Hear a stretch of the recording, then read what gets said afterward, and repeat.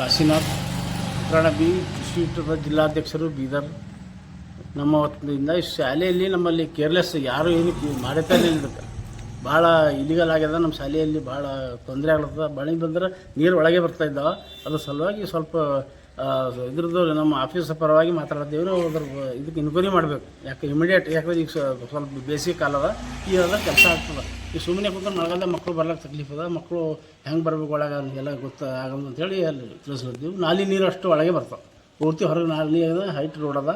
ನೀರು ಒಳಗೆ ಸ್ಕೂಲ್ದಾಗ ಇದು ಸ್ವಲ್ಪ ಡೆಮಾಲಿಷ್ ಮಾಡಬೇಕು. ಡೆಮಾಲಿಷ್ ಮಾಡಿ ಸರಿಯಾಗಿ ಮಾಡಿಸ್ಕೊಡ್ಬೇಕಂತೇಳಿ ನಮ್ಮ ಎಷ್ಟನೇ ಕ್ಲಾಸ್ 1 to 8th ಕ್ಲಾಸ್ ಅದ. ಅದರ ಅಲ್ಲಿ ಮೇಲೆ ಅದ ಸ್ಕೂಲ್ ಅದ್ರ ಅಲ್ಲಿ ಹೋಗಲ್ಲ ಹುಡುಗರು. ಇಲ್ಲಿ ಜಾಗ ಎಲ್ಲ ಸ್ಟಾಪ್ ಅಂತೇಳಿ ಇಲ್ಲೇ ಹೇಳ್ತಾರೆ. 1 to 8th ಕ್ಲಾಸ್ವರೆಗೆ ಅದ ಇಲ್ಲಿ. ಅದನ್ನು ಅಲ್ಲಿ ಮೇಲೆ ಸ್ಟಾಪ್ ಇಲ್ಲ ಕಡಿಮೆ ಅಂತೇಳಿ ಅಲ್ಲಿ ಹೋಗಲ್ಲ, ಇಲ್ಲೇ ಹೇಳ್ತಾರೆ.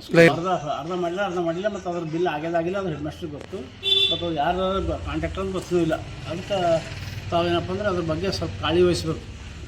ಬಿ ಗ್ರಾಮಸ್ಥರ ವತಿಯಿಂದ ಮಾಡಿ ಪೂರ್ತಿ ಮಾಡಿಲ್ಲ, ಅಷ್ಟಕ್ಕೆ ಮುಗ್ದ ಕೆಲಸ ಇದು. ಇನ್ನು ಅವ್ರು ಬರ್ದಿಂದೆಲ್ಲ ಬಂದು ಕೇಳಿದ್ರೆ ಇವತ್ತು ಕೇಳಿದ್ರೆ ನಾನು ನೋಡ್ರಿ ನಾಳೆಗೆ ನಾಳೆ ಬರ್ತೀವಿ 4-5 ದಿವಸ ಅಂತ ಹೇಳಿದ್ರೆ ಅವರು. ಅದಕ್ಕೆ ಸ್ವಲ್ಪ ಕಾಳಜಿ ಮಾಡಬೇಕು. ಯಾರು ಊರಿರಲಿ, ಗೌರ್ಮೆಂಟ್ ಸರ್ಕಾರ ಆಗಲಿ, ಯಾರು ಇದ್ರ ಬಗ್ಗೆ ಸ್ವಲ್ಪ ಕಾಳಜಿ ಮಾಡಿ ಇದಕ್ಕೆಲ್ಲ ಡೆಮಾಲಿಷ್ ಮಾಡಿಸ್ಬೇಕು, ಸರಿಯಾಗಿ ಮಾಡಿಸ್ಬೇಕು ಸ್ಕೂಲ್. ಇದ್ರ ಒಳಗೆ ಇರ್ತದೆ ನೀರು. ಮಳೆ ಬಿತ್ತಂದ್ರೆ ಪೂರ್ತಿ ರೋಡಿನ ನೀರು ಒಳಗೆ ಬರ್ತಾವೆ. ಇದು ಪ್ರಾಬ್ಲಮ್ ಅದ. ಅದು ಸಲ ಮಕ್ಕಳಿಗೆ ಭಾಳ ಕಷ್ಟ ಆಗ್ತದೆ.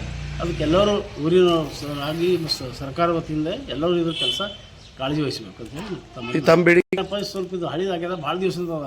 ಇದ್ರ ಕಟ್ಟಿಸಿದ್ರೆಲ್ಲ ಭಾಳ ಹಿರಿಯೆಲ್ಲ ತೀರ್ಕೊಂಡ್ರೆ ಯಾರು ಇರೋ ಊರಲ್ಲಿ. ಅದಕ್ಕೆ ಇದು ಡೆಮಾಲಿಷ್ ಮಾಡಿ ಹೊಸದು ಕಟ್ಟಿಸ್ಬೇಕು, ಇದು ಹೈಟ್ ಮಾಡಬೇಕು ಸ್ಕೂಲ್ ಶಾಲೆ ಅಂತ ಹೇಳಿ ನಮ್ಮ ಮನವಿ ಇದೆ. ये रोड पूरा हाइट हो गया. अब ये डाउन में होने से पूरा गोज का पानी अंदर आ रहा. अब अंदर आने की वजह से बच्चों को कल के दिन प्रॉब्लम होता है. जब यहाँ देखे तो हमारा दिल खुद नहीं भरा स्कूल में डालना उनके क्या. अब वो उसकी वजह से इतना हाइट करके कितने साल की हम सब यहाँ पड़े सो है. अब हमारी उम्र 45 साल की, अब हमारी उम्र सब 60-70 साल की बिल्डिंग है. पूरा छत गिर जा रहा है. इसको कोई देखने वाला नहीं, कुछ नहीं, क्या नहीं क्या. वैसा है. हाँ, डेमोलिश करके दूसरा नया बिल्डिंग बने तो हम बाजू में घर रख के स्कूल में नहीं डाल रहे बच्चों को. क्या प्राइवेट को डाल रहे. प्राइवेट वाले के पास जाना क्यों पड़ रहा है, इस वजह से ही पड़ रहा.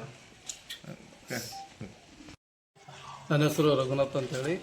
ನಾನು 4 ವರ್ಷದಿಂದ ಈ ಶಾಲೆಯಲ್ಲಿ SDMC ಅಧ್ಯಕ್ಷರಾಗಿ ನೋಡ್ಕೊಳ್ತಾ ಇದ್ದೀನಿ. ಇತ್ತೀಚಿನ ಏನಾಗ್ಯದ ಅಂದ್ರೆ ರೋಡ್ ಹೈಟಾಗಿ ನಾಲಿ ನೀರೆಲ್ಲ ಸಾಳಿ ಒಳಗಡೆನೇ ಹೊಂಟಾವ. ಇದರಿಂದ ಹುಡುಗರಿಗೂ ತೊಂದರೆ, ಶಿಕ್ಷಕರಿಗೂ ತೊಂದರೆ. ಆಮೇಲೆ ನಾವು ಈ ಶಿಕ್ಷಕರದ್ದು ಕೊರತೆ ಇದೆ ನಮ್ಮ ಶಾಲೆಯಲ್ಲಿ. ಕೇವಲ 1ರಿಂದ 8ನೇ ತರಗತಿ ಇದ್ರೂ 4 ಶಿಕ್ಷಕರು ಅದಾರ. ಶಿಕ್ಷಕರ ಬಗ್ಗೆ ಕೇಳ್ತಾ ಇದ್ರು ಸ್ಟ್ರೆಂತ್ ಕಡಿಮೆ ಅದ. ನಾವು ಎಷ್ಟೇ ಟ್ರಾನ್ಸ್ಫರ್ ಆಗಿ ಹೋಗ್ಯಾರ, ನೀವು ಸ್ಟ್ರೆಂತ್ ಮಾಡಿರಿ, ಟೀಚರ್ಸ್ ತಾನೇ ಬರ್ತಾರಂತ ಹೇಳ್ತಾರೆ. ಅದಕ್ಕೆ ನಮ್ಮಲ್ಲಿ ಇವಾಗ ಭಾಳ ದಿವಸದ ಹಿಡಿದು ಇದೇ ಬಿಲ್ಡಿಂಗ್ದಾಗ ಓದಿದವ್ರು ಇದ್ದೆವು. ಇದಿರೋದ ಸ್ಕೂಲ್ ಕೆಳಗಾಗ್ಯಾವ, ರೋಡ್ ಮ್ಯಾಕ್ ಆಗ್ಯಾವ, ನೀರು ತುಂಬಲತ್ತಾವ.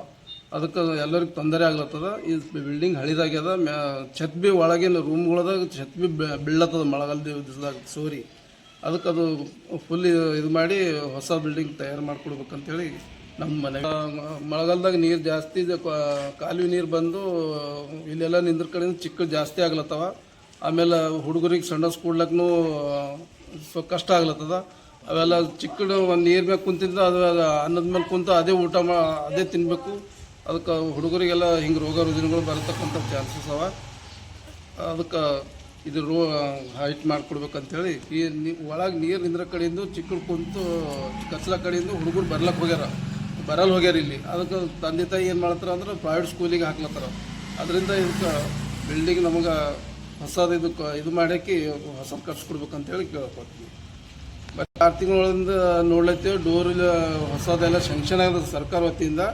ಆದರೆ ಇವರು ಯಾರು ಒಂದೇ ರೂಮ್ ಮಾಡಿ ಬಾಕಿ ಇನ್ನೂ ಮಾಡೇ ಇಲ್ಲ. ಇನ್ನು 6 ತಿಂಗಳಾದ್ರೂ ಇನ್ನೂ ಬರ್ತಾನೆ ಇಲ್ಲ. ಇದ್ರ ಬಿಲ್ ಆಗಿಲ್ಲ, ನಮಗೆ ಪತ್ತ ನಡ್ಲತ್ತಿಲ್ಲ.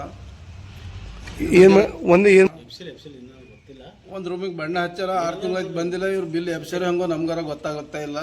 ಅದು ಕಳಿದ್ರ ಬಗ್ಗೆ ಇನ್ಕ್ವೈರಿ ಮಾಡ್ಬೇಕಂದ್ರೆ ತಮ್ಮಲ್ಲಿ